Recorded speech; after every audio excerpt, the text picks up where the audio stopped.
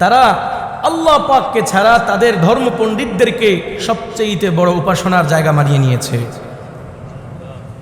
ধর্ম পণ্ডিত, ধর্মগুরু, ধার্মিক, তাদেরকে যখন মানুষ ধর্মের উৎস বানিয়ে ফেলে, ধর্মের সব পরিবর্তনকারী বানিয়ে ফেলে, তখন মানুষের ধর্ম আর ধর্ম থাকে না, সেটা একটা মন গড়া ধর্ম হয়ে যায়। কথা ঠিক কি না? তার সবচেয়ে বড় প্রমাণ হলো বর্তমানের তথাকথিত পীর বুজুর্গগুলা। বর্তমানে তথাকথিত ভণ্ড পীরেরা ইসলামকে হাতের মোয়া আর খেলনার মতো যেইভাবে চাইছে সেইভাবে মডিফাই করেছে।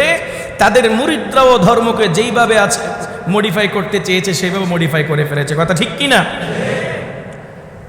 যেই কথা কোরআনে নাই, যেই কথা হাদিসে নাই, যেই কথা কোরআন হাদিসের বারান্দাতেও নাই, এমন বিষয়গুলোকে নিয়ে বাড়াবাড়ি, আর যেই বিষয়গুলো কোরআন এবং হাদিসের অথেন্টিক সোর্সে প্রমাণিত সেগুলো নিয়ে কোনো মাথা ব্যথা তাদের নাই।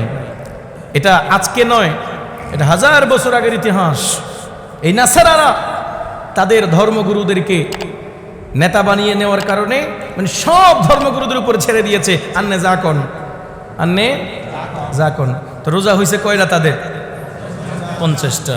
আপনি বলেন 50টা রোজা রেখেছে, খুব বেশ ভালো কথা, ইবাদতের কাজ। কিন্তু আল্লাহ পাক কি তাদের ইবাদত কবুল করেছেন? সংখ্যায় কিন্তু বেশি। কবুল করেছেন? তাইলে বুঝে গেল আল্লাহ পাকের কাছে সংখ্যাটা মুখ্য নয়। আপনি যদি আল্লাহ পাকের বিধানকে অপেক্ষা করে কোটি ইবাদত করেন, আপনার ইবাদতকে যিনি ছুড়ে ফেলে দিবেন তিনি কে?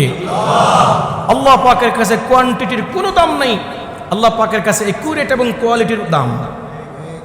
আল্লাহ পাক আপনাকে পরীক্ষা করবেন আপনি আল্লাহর কথার ভিতরে আছেন নাকি বাইরে। কমাতেও পারবেন না, বাড়াতে